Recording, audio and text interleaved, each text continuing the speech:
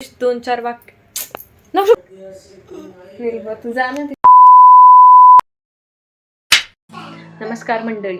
गेल्या नवरात्री स्पेशल व्लॉगमध्ये तुम्ही बघितलं असेल की आमच्या कॉलनीमध्ये स्टॉल लावलेला होता. तसेच आज आमच्या कॉलनीमध्ये फॅन्सी ड्रेस कॉम्पिटिशन महिलांसाठी जो तुम्हाला लुक वाटतो तो करून यायचा असं सांगितलेलं आहे. तर मी कोणता लुक केला आहे ते तुम्ही बघा. मी थोडंसं 2-4 ओळी पण पाठ केलेल्या आहेत. मला खरं आता सवय नाही आहे, भीती पण वाटते, पण बघूया जसं जमेल तसं. आज दिवसभर मी त्याची प्रॅक्टिसच करते. बघू आता तिथं, कारण मी स्टेजवर कधी असं परफॉर्म केलेलं नाही आहे किंवा बाकीच्या लोकांसमोर असं कधीच परफॉर्म केलेलं नाही आहे. त्याच्यामुळे बघूयात की माझं कसं परफॉर्मन्स होते. त्यासाठी तुम्ही ब्लॉग पूर्ण बघा. तर गाईस, कसा वाटतोय माझा लुक सावित्रीबाई फुले यांचा? खूप भीती वाटते. आता जाऊन तिथं जे बोलायचे त्याच्यासाठी खरं तर जास्त भीती वाटते. लुक केलाय खरं, पण माझ्यात बोलण्याची हिंमत आहे का नाही, कारण मी कधी परफॉर्मन्स केलं नाही तुम्हाला म्हटलं तसं. तर बघूया, जाते.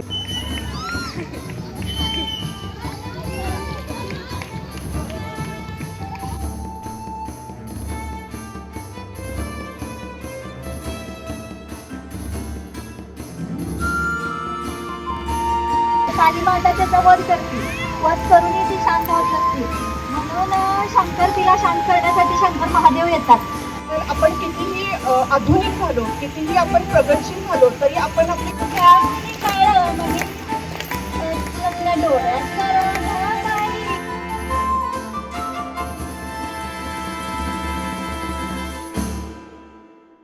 समाज सुधारेल. लोकांनी दगड फेकले, शेण फेकलं आणि शिव्याही दिल्या, पण मी हार मानली नाही. आज जी मुलगी शाळेत जाते ती माझ्या या लढ्याची शान आहे. आणि हे सगळं शक्य झालं ते म्हणजे माझे पती महात्मा ज्योतिराव फुले यांच्यामुळे. म्हणून सांगते, मुलगी शिकवा, थांबवू नका. धन्यवाद. जाती धर्म पंथाचे लोक एकत्र अगदी गुन्ह्या गोविंदाने मांडत आहेत. वेशभूषा स्पर्धा संपन्न झालेली आहे. आता जी नवरात्र आहे ती देवीची 9 रूपे कोण सांगणार? अष्टम महागौरी आणि 9वं सिद्धदात्री.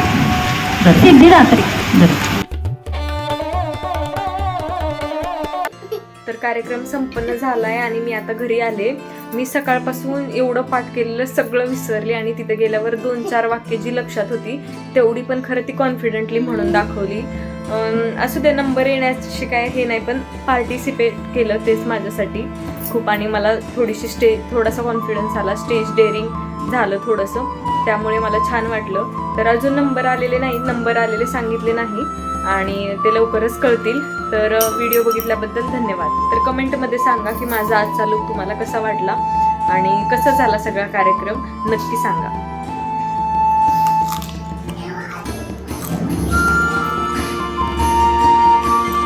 द्वितीय क्रमांक आलेला आहे.